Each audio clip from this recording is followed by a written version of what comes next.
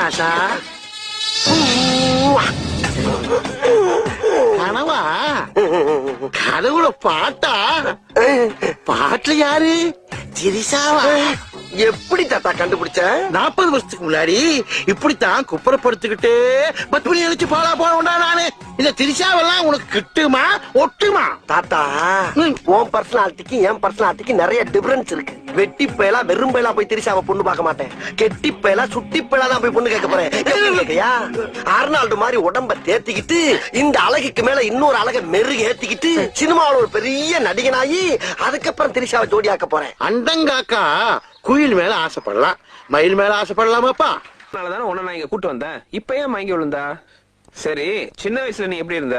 சின்ன வயசுல சிக்குன்னு சிறுத்த குட்டி மாதிரி இருந்தேன். இப்ப கருத்து பெருத்த குட்டி ஆயிட்டேன். பூரிப்பு மாமூல் ஓவரா வருதுல்ல, அதனால கொஞ்சம் முரட்டு தீனி. அதான் பிரச்சனை.